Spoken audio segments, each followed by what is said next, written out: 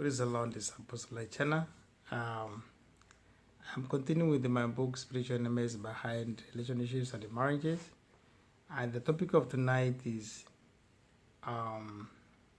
family members breaking marriages. Who are these family members I'm talking about? These are the inner circle, your parents, your brothers and sisters. Yes, they may have some truth with them. They may see what we cannot see, but if they cannot advise you before you make a commitment of a marriage, it's better for them to keep quiet. Some rumors might be true or wrong, so you have to discover things for yourself instead of listening to what outsiders are telling you. Yes, marriage is for two. I'm calling other family members outsiders because they are not in the marriage covenant. You meant the marriage covenant with your husband, with your wife, not with your people. So whatever someone is telling you today is not as no base. Sometimes our brothers and sisters cares, and we cares for them too. But to some extent, we can see things and then keep quiet because of fears of the unknown. Sometimes our in-laws, our brothers-in-laws or our sisters-in-law can really hurt. You might be working with them, then they can seduce women and you are together, or men and you are together.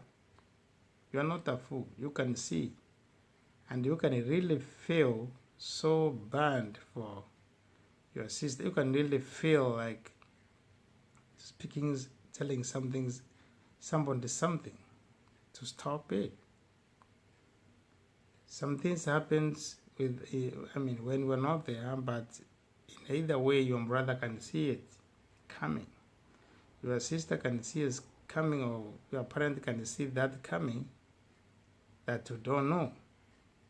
But my advice is, if you cannot advise the person that you got doing it, right on his face and warn him to stop it. Don't go and tell his or her spouse in secret, because that family will never be the same again. Sometimes things may not be really very good, but it's good to just hold on and encourage your brother and encourage your sister and encourage your son or your daughter to hold on in his or her marriage, waiting for him or her to make a decision, because in either way you have to help them, but not deciding for them. Because if you decide for your brother or your sister or your daughter or your son, some days he or she will blame you. Because people disagree to agree some days, especially if you have somebody's kids, sons and daughters. It is very hard to forget about him. That's the truth. We cannot hide in a religion so that we can forget some realities in life. Your son, your daughter is a permanent mark that you will make to remember that the mother. You will live to remember the father. That's the truth people should face. So, to avoid all that, it's better to encourage someone to hold on.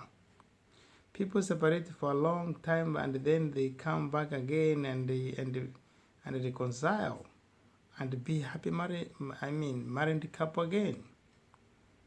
Marriages are not like relationships. You can break a relationship and start another one, but breaking a marriage is a serious commitment, not unless it's threatening.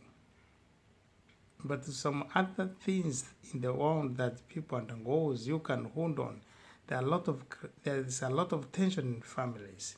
Marriages have tension. People have problems.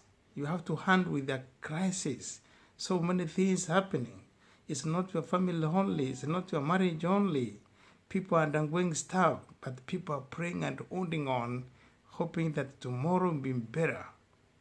That's what keeps marriages. So don't listen to nobody. Don't listen to a mommy. Don't listen to a daddy. Don't listen to all the sorts of reports that are coming on your way. It's better to follow things amicably and praying. Prayer changes things. And talking with your spouse with love. Because maybe she don't know. Maybe you don't know. Maybe it's an habit that is dealing with it.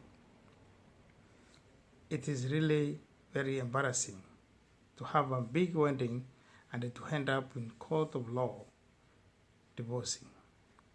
It is really very hurting when kids are going different ways, crying for mommy and crying for daddy.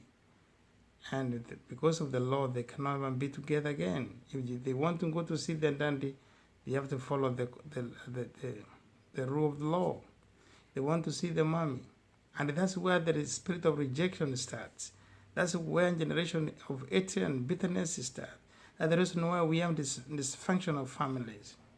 Because the same spirit will follow your daughters and the sons. May God help us. Your family, your marriage will stand by the grace of God. In Jesus' name, amen.